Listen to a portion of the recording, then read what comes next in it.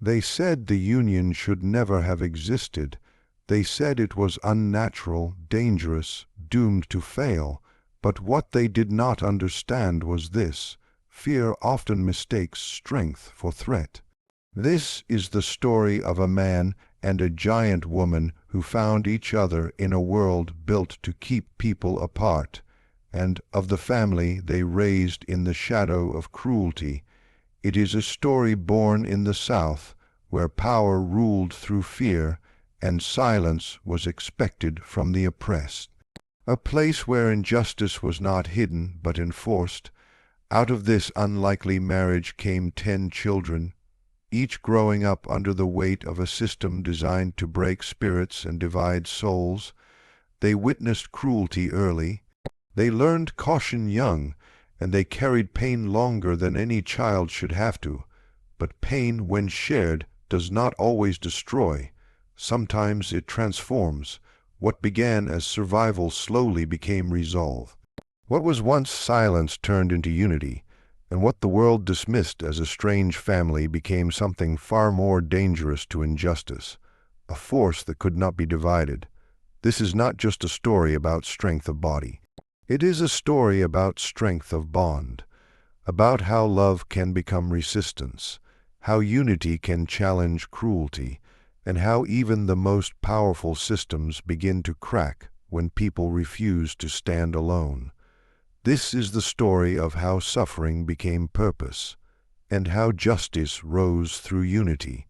In a time when fear ruled people's minds more strongly than truth, and difference was treated as danger, no one expected this union to happen.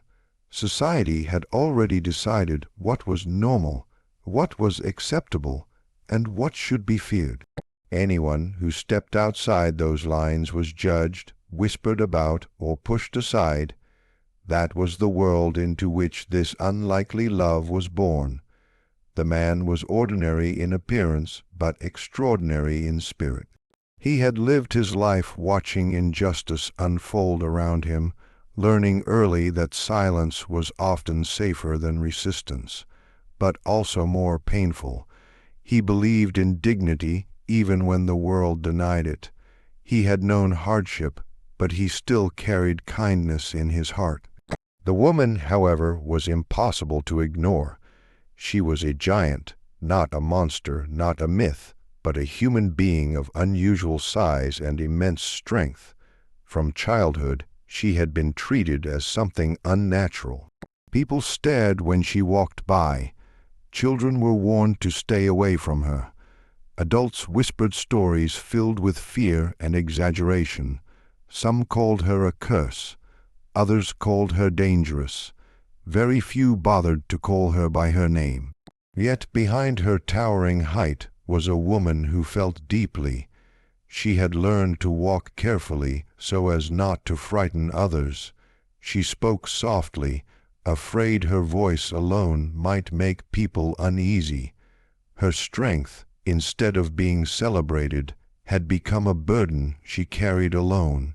Loneliness followed her everywhere. When these two first met, the world expected fear. Instead, there was understanding. The man did not see a giant. He saw a woman who had been wounded by rejection. The woman did not see a fragile man. She saw someone who did not flinch in her presence, someone whose eyes held respect instead of fear. Their conversations were slow and careful at first, shaped by years of mistrust toward the world. But soon, words turned into comfort, and comfort turned into connection. Their love did not grow loudly. It grew quietly, stubbornly, and honestly. When they decided to marry, society reacted exactly as expected, with outrage and disbelief. People laughed, mocked, and warned that such a union would bring disaster. Some said the man was foolish. Others claimed the woman would overpower him, that the marriage was unnatural or even dangerous. Fear disguised itself as concern, but they married anyway. Their union became an act of defiance, not through violence or rebellion, but through love. By choosing each other, they rejected the lie that difference must lead to destruction. They proved that partnership is not about size, strength, or appearance, but about trust and shared purpose. Marriage changed them both.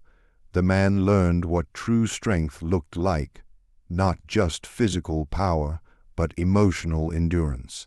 He saw how his wife had survived a lifetime of cruelty without losing her humanity.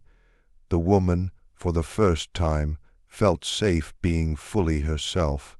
She no longer had to shrink emotionally to make others comfortable. In her home, she was not feared, she was loved. Together they built a family. Against all odds, they had 10 children. Each child inherited something unique, some their mother's size, some her strength, some their father's sharp mind and quiet resilience. From the beginning, the parents knew their children would not be welcomed easily by the world, so they raised them with intention. They taught them unity. They taught them that their differences were not weaknesses, but tools. That the world might try to break them apart, but together they were unbreakable. They taught their children to stand tall, not only physically, but morally. Outside their home, injustice still ruled. Southern slave masters controlled land, lives, and futures with cruelty and arrogance. Power was built on fear, and fear was enforced through punishment. The family saw this clearly. They witnessed suffering. They heard stories of broken families, stolen lives, and silenced voices. The parents did not teach hatred, but they did not teach submission either. They taught their children awareness. They taught them to recognize injustice, to feel anger without letting it turn into cruelty, and to understand that strength carries responsibility. Over time, pain hardened into purpose. The world had underestimated them. What society saw as a strange marriage had created something far more powerful than anyone expected. United family bound not just by blood, but by belief. Each child knew that alone they might be targeted, mocked, or crushed. But together they were a force that could not be easily ignored. The lesson of their union became clear. Oppression survives when people are divided, but it weakens when unity stands against it. Their story spread quietly at first, not as gossip, but as inspiration. People began to realize that the things they feared most, difference, strength, defiance, were not the enemy, injustice was. This unlikely union did more than create a family. It challenged a system built on fear. It showed that love can be an act of resistance, that unity can be more powerful than weapons, and that the strongest foundations are built not on dominance, but on respect. In the end, their marriage was never just about a man and a giant woman. It was about refusing to accept the limits society tried to impose. It was about turning rejection into resilience.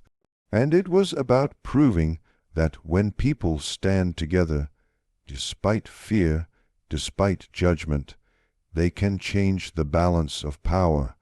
Raising one child is a challenge. Raising 10 is a test of the heart, the mind, and the soul. But raising 10 children in a world shaped by cruelty, fear, and injustice required something far greater than strength alone. It required unity.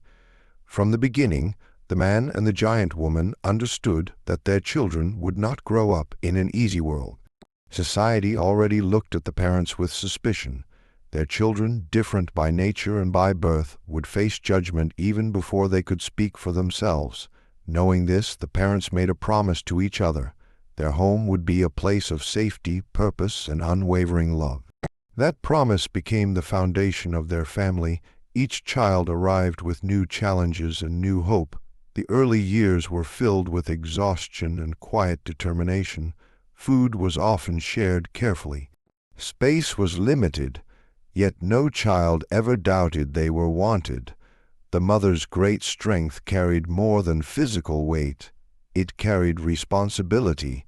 She worked tirelessly, protecting her children from harm and from the cruel words of outsiders. The father guided them with patience, teaching them how to think, how to listen, and how to endure. Together, the parents balanced one another. Where the world tried to divide, they taught unity. Where fear was used as control, they taught courage. Where silence was forced upon the weak, they taught their children the power of voice, but also the wisdom of timing. The children grew up learning that family was not just about blood, it was about loyalty. They ate together, worked together, learned together. When one child was mocked or threatened, the others stood close, not to provoke, but to protect. The parents encouraged this bond. They did not raise their children to be reckless or cruel. They raised them to be aware of their strength, of their surroundings, and of the cost of using power without purpose. As the children grew older, their differences became more visible. Some were tall and powerful like their mother. Others carried their father's calm intelligence. Each child had a role within the family. No one was made to feel lesser. Even the quietest child was taught that silence did not mean weakness, and the strongest was taught that force without control leads to destruction. Outside the home, the world remained harsh. Southern slave masters ruled with fear, believing that control could last forever. The children saw injustice with their own eyes. They heard cries they were told to ignore. They witnessed people treated as property, lives valued only for labor. These experiences stirred confusion, anger, and sorrow within them. The parents did not shield their children from truth, but they guided them through it. They explained that hatred poisons both the victim and the oppressor, that anger, if left unchecked, becomes another form of chains. But they also taught that accepting injustice is not the same as being peaceful. There is a difference between patience and surrender. This lesson shaped the family deeply. As the children matured, they learned discipline. They trained their bodies and minds, not for violence, but for endurance. They learned to help others quietly, to protect the vulnerable when possible, and to observe when action would only bring greater harm. Each lesson was passed down through example, not command. The mother showed them that strength can be gentle. The father showed them that wisdom can be firm. Together they created something rare, a family that functioned like a single body, each member aware of the other's pain, fear, and hope. When one child struggled, the rest adapted. When one succeeded, all celebrated. This unity did not go unnoticed. People began to whisper, not in fear this time, but in curiosity. How could such a large family survive with such discipline? How could children raised under oppression still walk with dignity? The answer was simple yet powerful. They were never alone. Their family had become a living legacy, a legacy not built on land or wealth, but on shared values, on the belief that love is strongest when tested. That unity is a shield against cruelty. That true power lies not in domination, but in standing together. As time passed, the children carried these lessons into the world. Some became protectors. Some became quiet helpers. Some became voices that spoke when others could not. They did not all choose the same path, but they carried the same foundation within them, and that foundation came from family. The parents watched with pride and concern, knowing that the world would continue to challenge their children. But they also knew this: whatever storms came, their children would face them together in spirit, even when apart. The most important lesson of their family was not about strength of body, but strength of bond. Oppressive systems rely on isolation. They weaken individuals by separating them. But this family proved the opposite, that when people are raised to trust one another, to share burdens, and to protect dignity, they become something far greater than the sum of their parts. In the end, their 10 children were more than offspring. They were a statement that love can be taught, that unity can be inherited, and that a family built on respect and purpose can outlast fear, cruelty, and time itself. The children did not choose the world they were born into. None of them did. From their earliest memories, injustice was not an idea or a story told by others.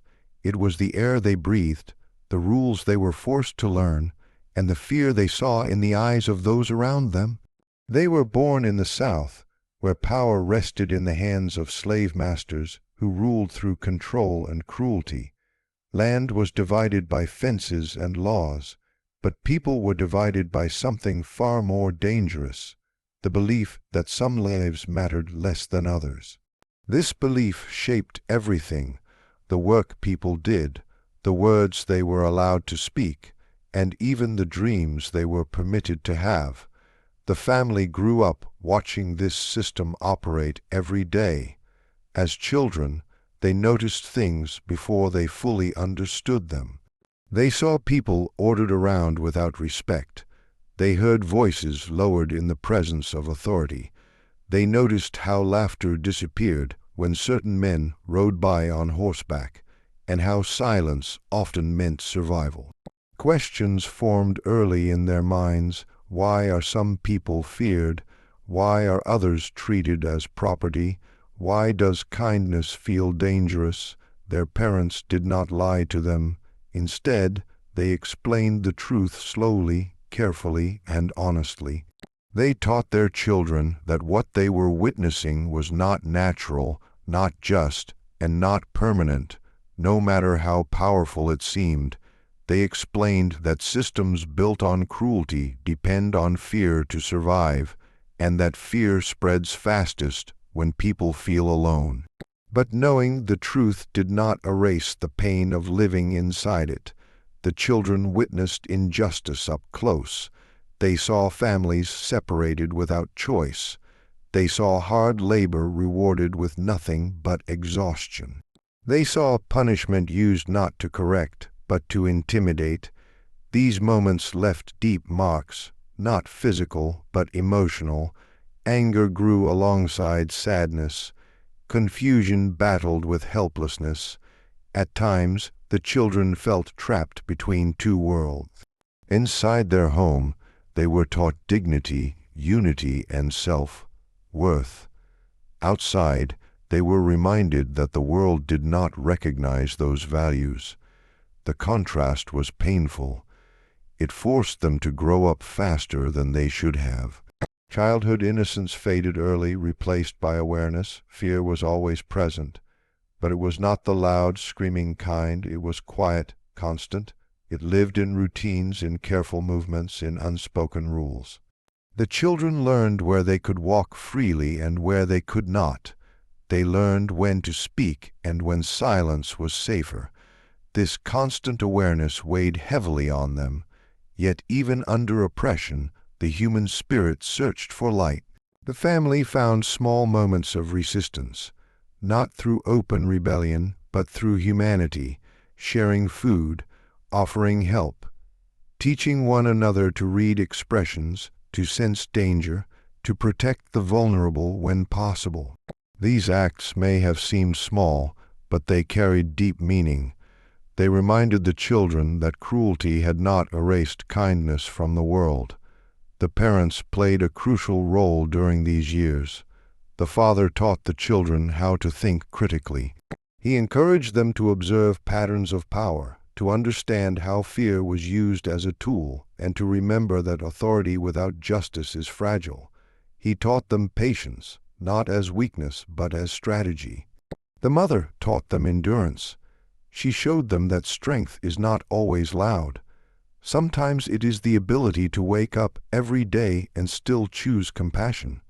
She taught them to protect one another physically and emotionally, to stand together without drawing unnecessary attention. Together, the parents gave their children something rare under oppression: clarity. The children learned that injustice tries to convince its victims that they deserve their suffering. This lie, the parents explained, is the most dangerous weapon of all. Once people accept it, oppression no longer needs chains. It lives inside the mind. That lesson stayed with them. As they grew older, the children's emotions became more complex.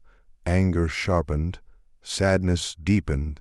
But alongside these feelings grew determination. They began to understand that witnessing injustice carried responsibility. Seeing suffering meant one day deciding what to do about it. Still, the family moved carefully. They knew that open defiance could bring destruction, not just upon themselves, but upon others. This knowledge created inner conflict. The children struggled with the question, when is silence protection, and when is it surrender? Their parents did not give simple answers. Instead, they taught them to weigh consequences, to think beyond the moment, and to act with purpose rather than impulse. This struggle shaped their character. The family's unity became their greatest defense. When the outside world tried to make them feel small, they reminded one another of their worth. When fear threatened to divide them, they stood closer. The children learned that injustice thrives on isolation, but weakens in the face of solidarity. Slowly, the family began to see the cracks in the system. Even the most powerful slave masters depended on obedience, silence, and fear. The children observed moments when authority faltered, when hesitation replaced confidence, when cruelty revealed insecurity. These moments planted an important realization. Oppression is not as strong as it pretends to be. This realization did not erase danger, but it changed how the family saw their future.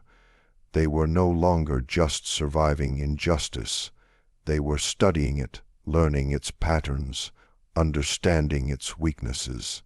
Every unfair command, every act of cruelty, every moment of silence added to their knowledge, and knowledge is power. The greatest lesson of being born into injustice was not despair, it was awareness. The family learned that systems built on cruelty eventually face resistance, not always immediately, but inevitably. They learned that dignity can survive even under oppression, and that unity can preserve hope when freedom feels distant. In the end, growing up under Southern slave masters did not break the family. It sharpened them. It taught them that injustice must be remembered, named, and confronted, not with blind rage, but with understanding, unity, and purpose. Their childhood was shaped by cruelty, but their future would be shaped by the lessons they carried forward. Pain does not always arrive suddenly. Sometimes it builds slowly, day after day, moment after moment, until it becomes part of a person's breathing. For this family, pain had been present since birth, woven into their routines, their fears, and their silences. For years, they endured it quietly, believing survival itself was a form of resistance. But over time, something inside them began to change. Suffering, when carried too long, demands an answer. For many years, the family had learned how to endure injustice without drawing attention. They learned when to look down, when to step aside, and when to stay silent. Silence kept them alive, caution kept them together, but silence also came with a cost. Each act of injustice they witnessed left a mark. Each moment they chose safety over truth added weight to their hearts. The children, now grown stronger and wiser, felt this weight deeply. They remembered the fear of their early years, the careful movements, the unspoken rules, the constant awareness of danger. But they also remembered the lessons their parents had taught them, that strength unused becomes wasted, and dignity ignored becomes fragile. Slowly, quietly, endurance began to turn into resolve. The turning point did not come from one single event. It came from accumulation, years of watching cruelty go unchallenged, years of seeing good people suffer while powerful men remained untouched, years of realizing that fear was no longer protecting them. It was limiting them. The family began to understand a difficult truth. Remaining silent might preserve their bodies, but it was weakening their spirit. This realization brought fear of its own. Choosing to act meant risk. It meant uncertainty. It meant stepping into a future without guarantees. Each member of the family struggled internally. Some feared losing everything they had protected. Others feared becoming what they hated, hard, bitter, or cruel. The family talked late into the night, voices low but hearts heavy. They asked themselves hard questions. What does strength truly mean? At what point does patience become surrender? How long can pain be endured before it must be transformed? The answers were not simple, but they were shared. The parents guided these conversations with care. They reminded their children that power is not about domination. It is about purpose, that acting without wisdom could bring harm not only to themselves, but to others who depended on them. But they also made one thing clear: fear alone could no longer guide their lives. This was the moment when pain began its transformation. The family did not choose chaos or blind rebellion. They chose intention. They began to prepare themselves, not just physically, but mentally and emotionally. They studied the system that oppressed them, understanding how authority functioned, where it relied on intimidation, and where it was weakest. Knowledge became their first tool. They also strengthened their unity. No decision was made alone. No burden was carried by one person. They agreed that whatever path they took, they would take it together. This agreement changed everything. Fear became lighter when shared. Courage grew when reflected in another's eyes.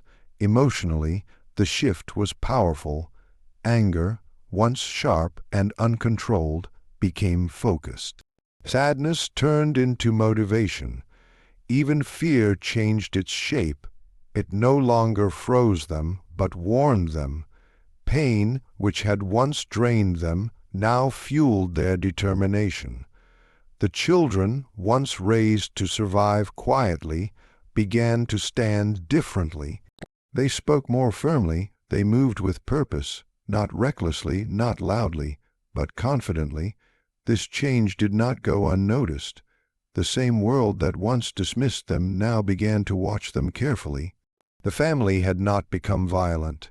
They had become unbreakable. One of the most important lessons they learned during this transformation was restraint. Power, they realized, is most dangerous when used without control. The family remembered the cruelty they had suffered and refused to let their actions mirror it. Their goal was not revenge driven by hatred. It was justice driven by dignity. They understood that suffering can either harden the heart or sharpen the mind. They chose the second path. Each member of the family found a role suited to their strengths. Some gathered information, some protected the vulnerable, some acted as messengers, spreading awareness quietly. Every action, no matter how small, was guided by a shared purpose, no longer allowing fear to dictate their lives. The emotional transformation was just as significant as the physical one. For the first time, the family felt a sense of control over their future. They were no longer reacting to injustice. They were responding to it. This shift restored something that had long been taken from them: agency. The belief that their choices mattered, of course, doubt never fully disappeared. There were moments of hesitation, nights when fear returned, whispering warnings, but now those whispers were met with memory, the memory of pain endured, of lessons learned, and of unity forged through suffering. The family reminded themselves that remaining silent had never brought safety, only delay.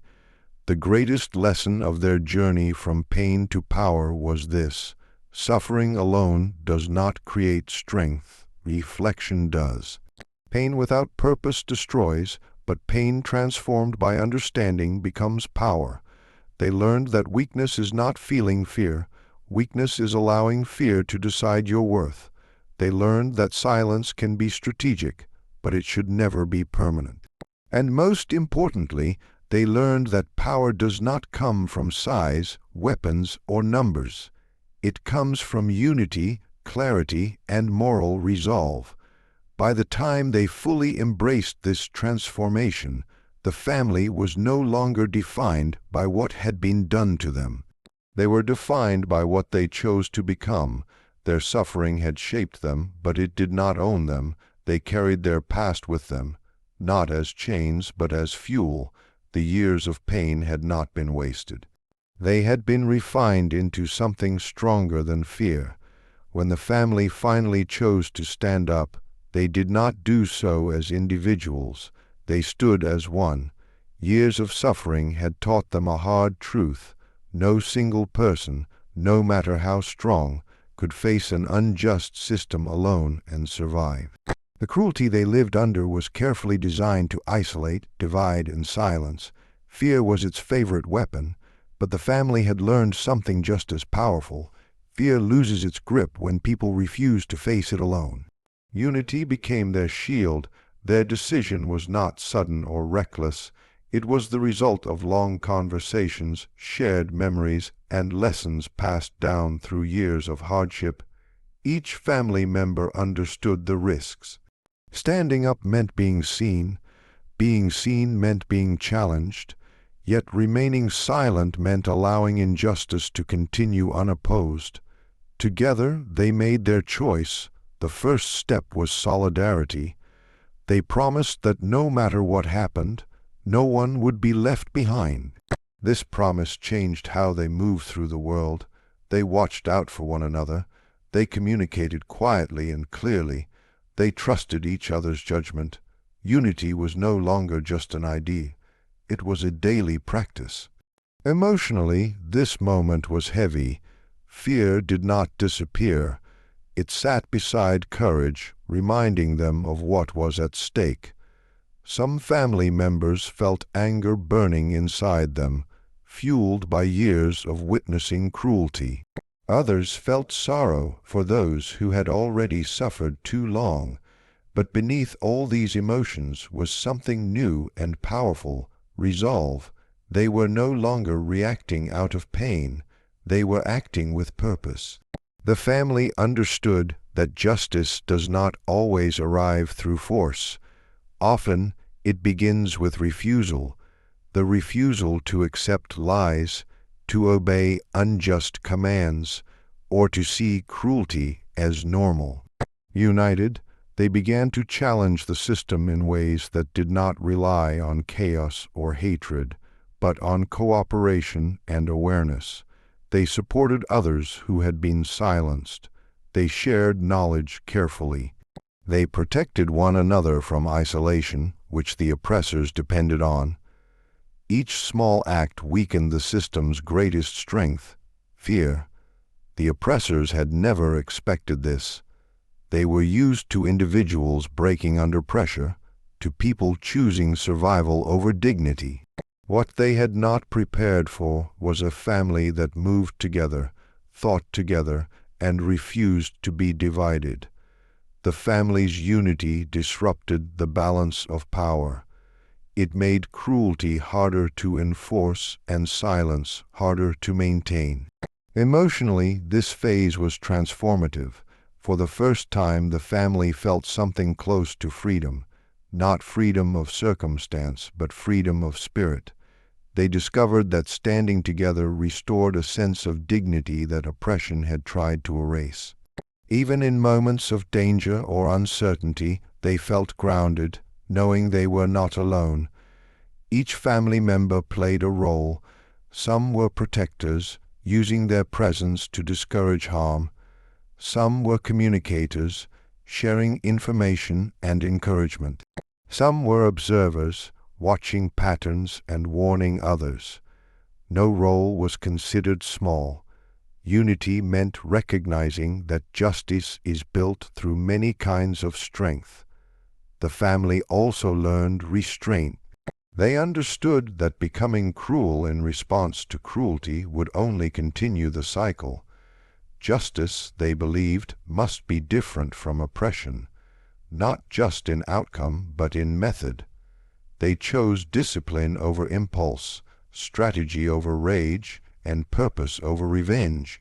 This choice was not easy. There were moments when anger threatened to take control, when the weight of past suffering felt unbearable.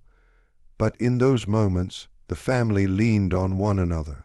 They reminded each other why they stood together, not to destroy but to protect, not to dominate but to restore dignity.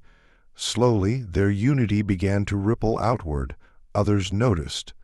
People who had once felt powerless saw that collective strength could challenge even the most rigid systems. Courage spread quietly, carried through shared glances, whispered conversations, and mutual support.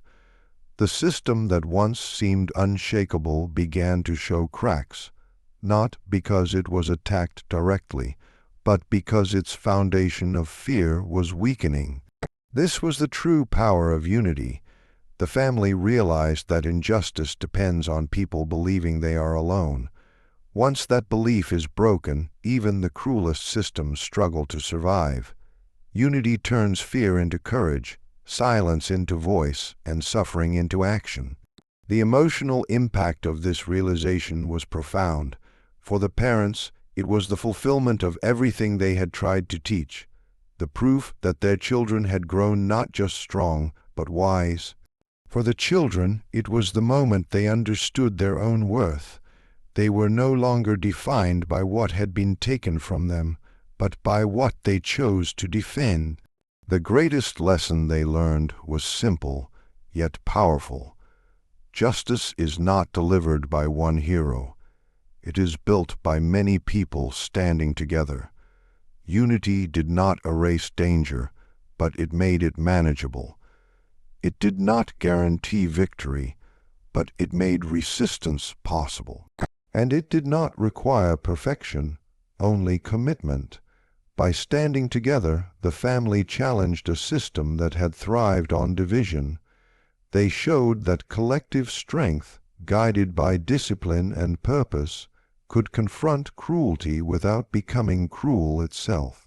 In the end, their victory was not just in what they changed around them, but in what they preserved within themselves. They preserved their humanity, they preserved their dignity, they preserved their bond.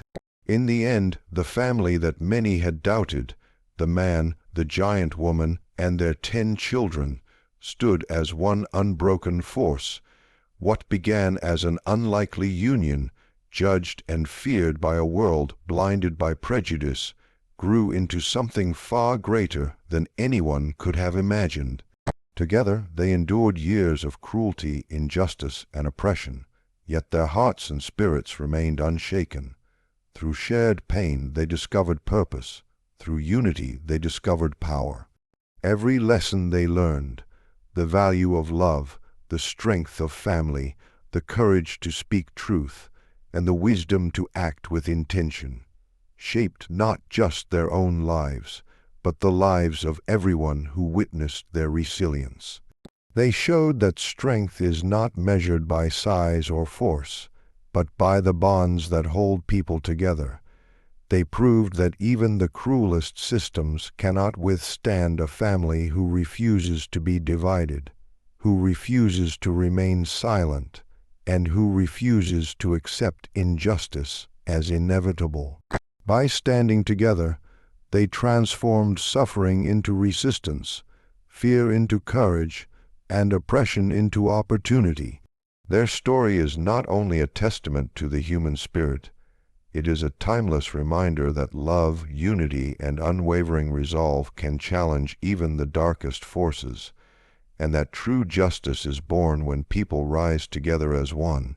In the shadow of a world built on fear, they became a beacon of hope, and a living proof that even in the harshest circumstances, humanity, courage, and unity will always prevail.